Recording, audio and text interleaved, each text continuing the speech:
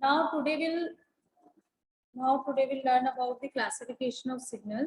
Okay, so the signals are classified according to their characteristics. Okay, signals are classified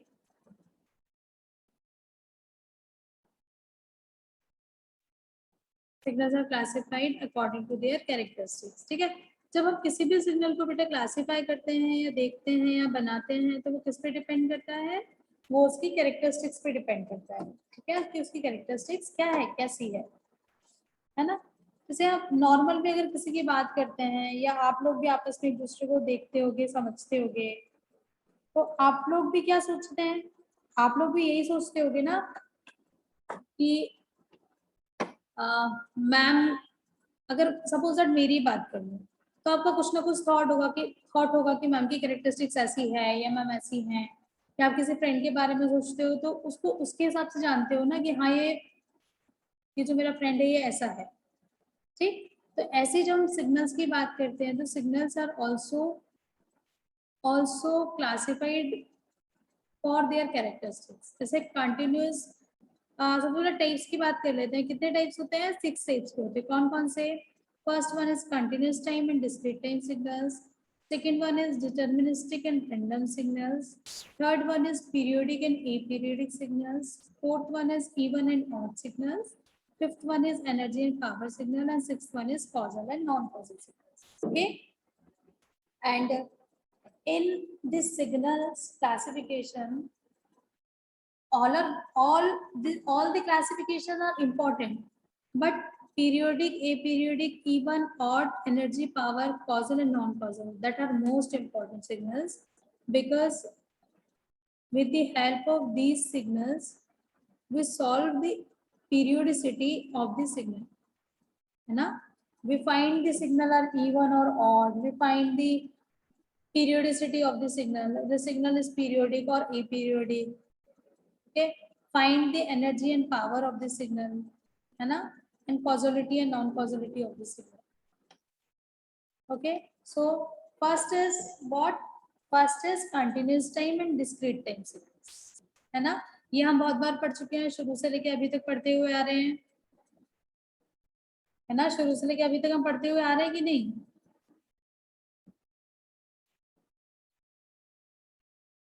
क्या होता है continuous time signals बेटा?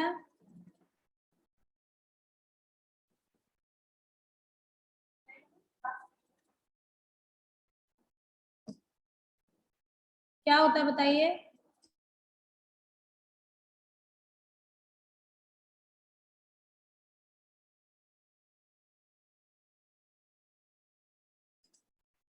हाँ बेटा बताइए। देखिए, continuous time signals are defined for every value of time t, okay, and is represented by xt. मैंने आपको स्टार्टिंग से बताया जब भी मैंने कंटिन्यूस की बात करी है कि कंटिन्यूस टाइम सिग्नल्स क्या होते हैं? ऐसे सिग्नल्स जो एवरी इंस्टेंट ऑफ टाइम पे वर्क करें।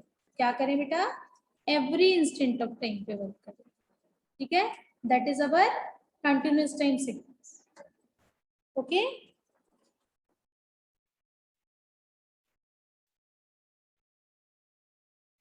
and discrete time signals are defined at discrete instant of time, है ना।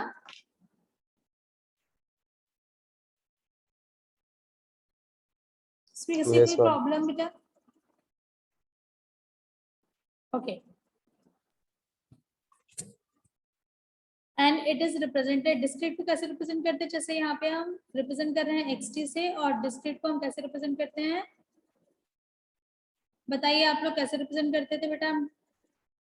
यहाँ पे हम xt से रिप्रेजेंट करते हैं, और डिस्क्रीट में हम कैसे रिप्रेजेंट करते हैं? कोई बताएगा क्या?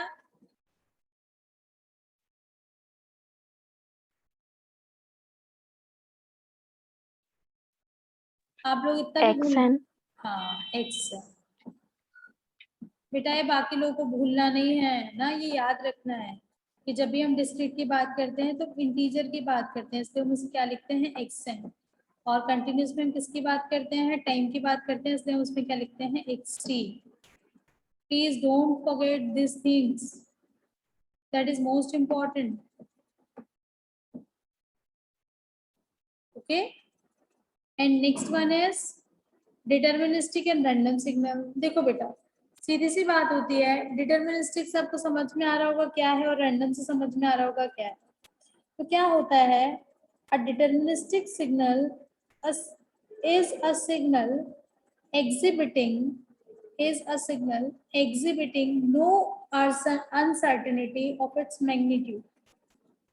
Okay, no uncertainty of its magnitude and phase at any given instant of time. Its instantaneous value can be accurately determined by a mathematical equation. हाँ सर.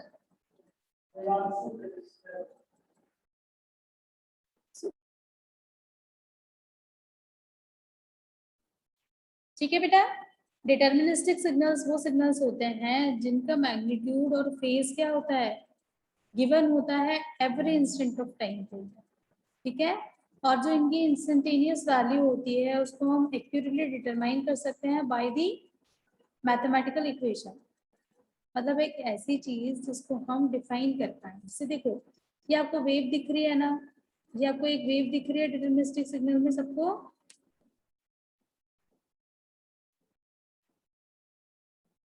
Yes, ma'am. है ना, तो इसमें क्या होगा, यहाँ पे 0, यहाँ पे 1, यहाँ 2, यहाँ 3, 4, 5, ऐसे करके आप इसका टाइम पीरियड निकाल सकते हैं. इसको आप डिटरमाइन कर सकते हैं, है ना, इसको आप डिटरमाइन कर सकते हैं. इसलिए क्या है, हमारे डिटर्मिनिस्टिक सिग्नल है. अगर हम रैंडम सिग्नल की बात करें तो यहाँ पे मैं कोई टाइम ड्यूरेशन डिफाइन कर सकती हूँ क्या, बताओ, यहाँ मैं कोई टाइम ड्यूरेशन डिफाइन कर सकती हूँ क्या, नहीं कर सकती, है ना. तो क्या होता है, a random signal is what, random signal is a signal characterized by uncertainty about its actual occurrence. हमें इसका एक्चुअल occurrence नहीं पता होता. ठीक है, अगर हमें एक्चुअल occurrence नहीं पता है तो हम क्या कर पाएंगे, इसको मैथमेटिकल एक्सप्रेस ही नहीं कर पाएंगे. जब तक हम मैथमेटिकली एक्सप्रेस नहीं कर पाएंगे हम इसको डिफाइन कैसे करेंगे. मतलब हम कहीं कुछ चीज़ अगर हमें सॉल्व करनी है तो हम कैसे सॉल्व करेंगे, हम सॉल्व नहीं कर सकते उसको, क्योंकि जो भी सिग्नल है हम उस सिग्नल को देख कैसे रहे हैं बेटा, हम उस सिग्नल को मैथमेटिकली एक्सप्रेस कर रहे हैं, उसके बाद हम उसको ही एनालिसिस कर पा रहे हैं, है ना.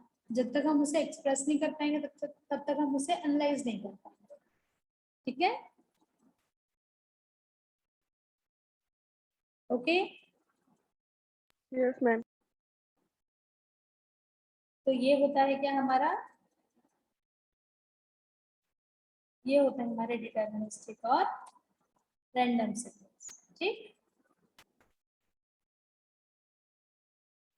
and next Yes, one ma'am. next is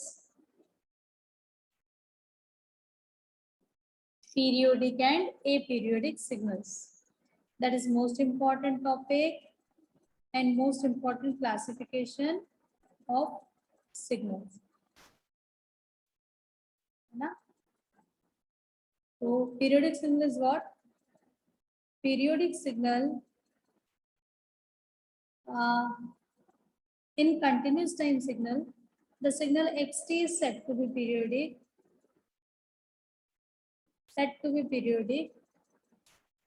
if it satisfies the condition, xt equal to xt plus capital T for all t, ना. ठीक है, xt equal to xt plus t for all t. ठीक है, ये आपको बहुत अच्छे से समझ में आएगा कब, जब हम न्यूमेरिकल्स करेंगे, है ना. देखो, पीरियडिक का मतलब क्या होता है बेटा, जब भी हम सॉल्व करते हैं तो हमारे पास कोई भी रैशनल वैल्यू ना आए, है ना. ठीक है, तो अगर हमारे पास कोई रैशनल वैल्यू नहीं है तो हम उसको क्या कह सकते हैं, पीरियडिक कह सकते हैं. लेकिन ये हम तब कह सकते हैं जब हम क्वेश्चन सॉल्व करेंगे. ठीक है, तो अगर हम इसको थियोरेटिकली बोलते हैं किस चीज को, तो हम पीरियडिक का मतलब क्या होता है, पीरियडिक का मतलब हमें पर्टिकुलर एक पीरियड मिलता है किसी भी चीज का. जैसे हम डिटर्मिनिस्टिक की बात कर रहे हैं ना, डिटर्मिनिस्टिक में हम क्या कर सकते हैं, पीरियड निकाल सकते हैं, उसका फंडामेंटल पीरियड क्या होगा या उसका टाइम पीरियड क्या होगा, उसकी फ्रीक्वेंसी फाइंड कर सकते हैं. ठीक है, तो ऐसे सिग्नल्स क्या होते हैं हमारे, ऐसे होते हैं हमारे periodic signal. xt continuous time signal, xt is said to be periodic if it satisfy the condition xt equal to xt plus t for all t. Okay, and the smallest value of capital T that satisfies the above condition is known as fundamental period. Okay, it is known as fundamental period. Okay, and that is same for discrete time signal beta. A discrete time signal xn is said to be periodic if it satisfies the condition. क्या हो जाएगा यहाँ पे, जहाँ पे t है उस t की जगह क्या हो जाएगा, जहाँ t है उस t की जगह यहाँ पे क्या हो जाएगा n. ओके, एंड यहाँ पे क्या हो जाएगा small n plus capital N. ठीक है, आपको कहीं कहीं किसी किसी बुक में इस n की जगह यहाँ पे एक चीज और मिल सकती है, that is k. Clear Yes, ma'am. ना.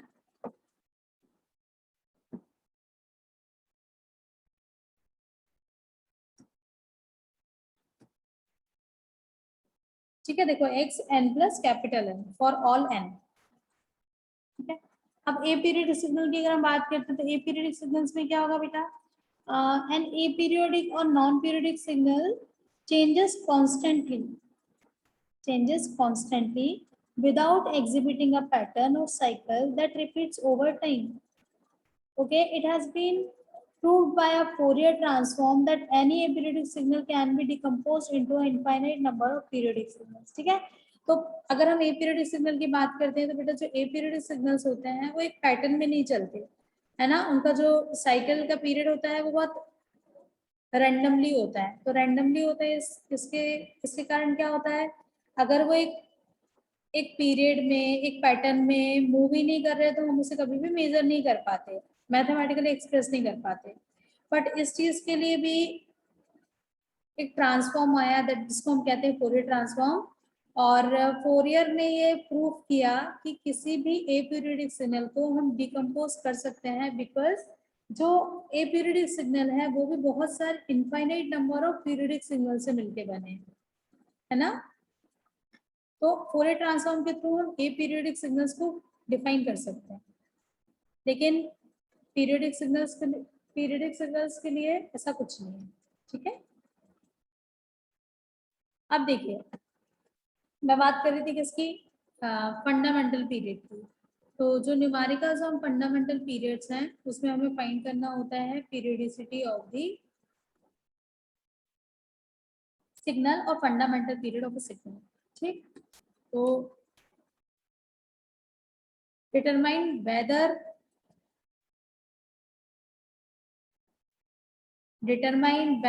or not each of the following signal is periodic. If a signal is periodic, determine its fundamental period. First is xt equal to cos t plus pi by 4 है ना. तो जब भी हम ऐसे कोई signal लिखते हैं तो बेटा हम क्या लिखते हैं, इसको हम क्या सॉल्व करते हैं, देखो omega naught t plus pi by 4. हमें इसका पैटर्न ऐसा बनाना है जिसके थ्रू हम सॉल्व कर पाए, क्योंकि हमें किसकी वैल्यू चाहिए, हमें ओमेगा की वैल्यू चाहिए. जब हमें ओमेगा की वैल्यू मिलेगी तब जाके हम इसे सॉल्व कर पाएंगे. तो ये क्या हो गया, देखो cos t plus pi by 4 था, तो cos t plus pi by 4 को हम कैसे लिख सकते हैं, cos ओमेगा t प्लस क्या होता है, फाई होता है. जो cos का फॉर्मूला होता है वो क्या होता है, cos omega t plus pi. तो जो एंगल है वो क्या है हमारा पाई बाय 4, और जो ओमेगा है वो कितना है, ओमेगा की वैल्यू हमारे पास क्या है 1 है. तो ये क्या हो गया, ओमेगा नॉट इक्वल टू 1 हो गया. अब ओमेगा नॉट इक्वल टू 1 हो गया, इसका मतलब क्या हो गया, जो फंडामेंटल पीरियड फाइंड करने के लिए फॉर्मूला क्या होता है, omega not equal to T not equal to 2 pi by omega not. अब ओमेगा नॉट की वैल्यू पुट करो तो वैल्यू क्या आ गई, T not equal to 2 pi. ये हो गया इसका फंडामेंटल पीरियड. क्लियर. ऐसे ही हमारे पास नेक्स्ट क्या था, x equal to sine 2 pi by 3 into T. तो साइन ओमेगा नॉट टी हो गया, तो ओमेगा नॉट की वैल्यू क्या हो गई, 2 पाई बाय 3 हो गई. तो 2 pi by two pi by omega naught, तो क्या हो जाएगा ये 2 पाई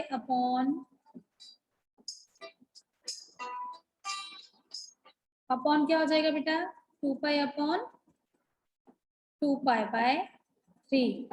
तो क्या हो गया, 2 पाई क्या हो गया, कैंसिल आउट हो गया, बचा क्या हमारे पास 3। तो ये क्या हो गया हमारा फंडामेंटल पीरियड। ठीक है, यस सर। Yes. है ना। सॉल्व करो जरा क्वेश्चंस। है ना, ये वाला क्वेश्चन सॉल्व करो, e to the power j pi by n। अच्छा n वाला मत करो, ये वाला एक क्वेश्चन और मैं बताती हूँ, जहाँ पे 2 सिग्नल्स होते हैं वहां पे हम कैसे करते हैं। देखो बेटा, यहाँ पे एक चीज समझ में आ रही है कि यहाँ पे क्या है, देखो म्यूट कर लो बेटा, जिसका भी अनम्यूट है प्लीज म्यूट। देखिए यहाँ पे क्या है बेटा, cos pi by 3t plus sine pi by 4t। तो cos पाई बाय 4 क्या हो गया, एक सिग्नल ये हो गया, मतलब ओमेगा नॉट 1 की वैल्यू क्या हो गई, पाई बाय 3 हो गई, है ना। और ओमेगा नॉट t की वैल्यू क्या हो गई बेटा, ओमेगा नॉट 2 की वैल्यू हो गई पाई by 4। Clear. Yes, yes ma'am. Ma'am. हाँ, अब इसको सॉल्व करो। पहला हो जाएगा हमारा टी नॉट 1, पहले t1 हो जाएगा, क्या हो जाएगा 2 पाई बाय ओमेगा नॉट। तो 2 पाई बाय ओमेगा नॉट में लिख पुट करोगे तो क्या हो जाएगा वो 2 पाई अपॉन पाई बाय 3। ठीक है, ये हो जाएगा, पाई पाई कैंसिल हो जाएगा, 3 ऊपर जाएगा, t1 की वैल्यू क्या हो गई 6 हो गई, 6। है ना। ऐसे ही आप साइन पाई बाय 4 की बात करोगे तो वैल्यू क्या हो गई, t2 की वैल्यू क्या आ गई 8। 8। ठीक है, अब देखो यस यहाँ तक समझ में आया ना सबको। देखो इसको सॉल्व करने का तरीका, t1 और t2 की वैल्यू हमने फाइंड कर ली। अब t1 और यस t2 मैम। की वैल्यू फाइंड करने के बाद देखो, ये हो गई t1 की वैल्यू, ये हो गई t2 की वैल्यू, विजिबल है Yes, ma'am. है ना। इसको हम लिखते हैं ऐसे t1 बाई t2। जब दो वैल्यूज होती हैं, दो पीरियड्स होते हैं, दो सिग्नल्स होते हैं, तो उसको कैसे करते हैं, t1 बाई t2 किया तो क्या हो गया 6 बाई 8 हो गया। ये चीज समझ में आई, t1 यस t1 है ना, t1 yes ma'am. Bye t2 है, तो ये हो गया 6 बाय 8, मतलब ये हो गया 3 बाय 4। क्लियर, 2 3 जा 6, Yes, 2 ma'am. 4 जा यस 8, मैम। तो ये हो गया 3 बाय 4। अब इसको सॉल्व कैसे करते हैं, इसे क्रॉस कर लेते हैं। अब हमें ओवरऑल फंडामेंटल पीरियड निकालना, तो हो गया टी नॉट इक्वल टू क्या हो जाएगा 4t1 और 3t2। ठीक है, 4t1 ओके एंड 3t2। ठीक है, अब वैल्यू पुट करो, 4 में t1 में वैल्यू पुट करोगे तो क्या होगा, t1 की वैल्यू क्या थी बेटा, t1 की वैल्यू हमारी 3 थी, तो 4 3 से क्या हो जाएगा, ये अगर t1 की वैल्यू 6 भी मानते हैं 12. है ना, 12 हो जाएगा। और अगर हम वैल्यू क्या मानते हैं, अगर हम वैल्यू t1 की वैल्यू 3 लेते हैं तो क्या हो जाएगा वो 4 इंटू 6।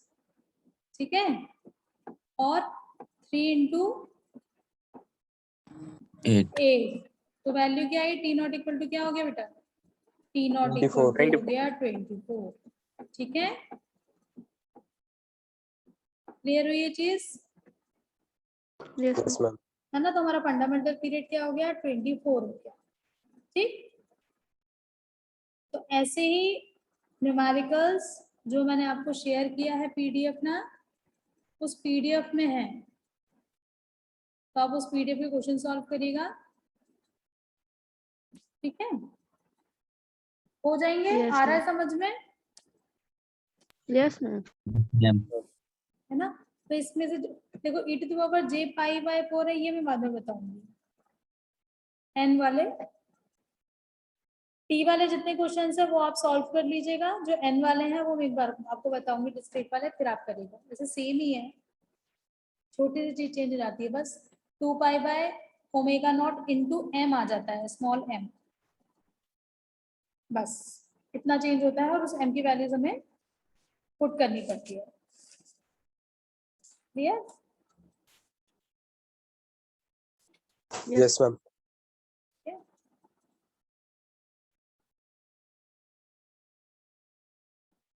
ठीक है, बाकी समझ में आया? कोई प्रॉब्लम तो नहीं? No, ma'am.